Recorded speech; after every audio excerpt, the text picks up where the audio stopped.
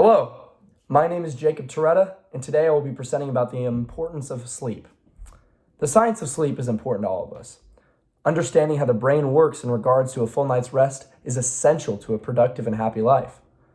I'm sure many people in this class have pulled all-nighters in the past trying to study for a stressful test or final in the next morning. College students often trade sleep for more study time, and with finals coming up, I felt like this is a very relevant and important topic to cover.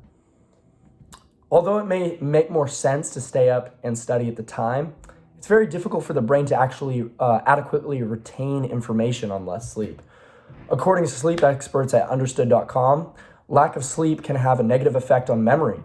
It's harder for a sleep-deprived brain to focus, so it's harder for it to remember new things. Poor sleep can also make it harder to form and remember long-term memories.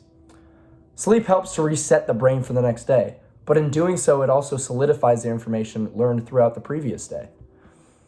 Without adequate sleep, it could be considered a waste of time to study because you won't even remember what you're studying. It's also hard to concentrate on a lack of sleep. This makes studying way more hard and much more time-consuming, which ultimately leads to even less sleep.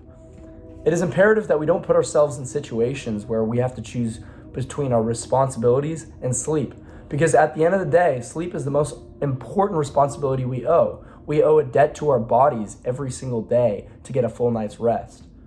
A lack of sleep can also help weaken the immune system, making it far easier to get sick and face even more serious consequences. This is especially important to consider just with the current situation going on in the world with the global pandemic.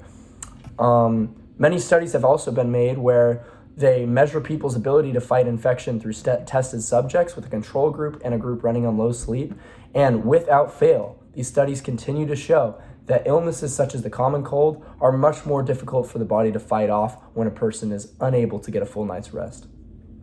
Sleep is also important to maintain a stable mental state. Lack of sleep is closely related with depression, according to countless mental health research studies. According to healthline.com, 90% of people with depression complain about sleep quality. Poor sleep is even associated with an increased risk of death by suicide. These are very serious issues, and it's all linked to just a low amount of sleep. I mean, those with sleeping disorders like insomnia or obstructive sleep apnea also report significantly higher rates of depression than those without. Social interactions and emotions are also far more unstable when sleep deprived. This one goes without saying. I mean, we've all had those days where our emotions are way out of balance because of a bad night's of sleep. An inability to get a full night's rest can lead to irritability and overall irrational thinking. One study found that people who hadn't slept had a reduced ability to recognize facial expressions of anger and happiness. This may cause people to become upset over things that normally wouldn't bother them. Out of the main pillars of a healthy lifestyle, such as eating well, exercising, drinking water, good sleep could easily be considered as the most important component to a fulfilled daily life. I mean, really, every single area of your life can somehow be linked to sleep. Every area can tank if you don't get a good night's sleep. I mean, I covered maybe 3 different issues here, but there's so many. Everything you do on a daily basis is somehow linked to sleep.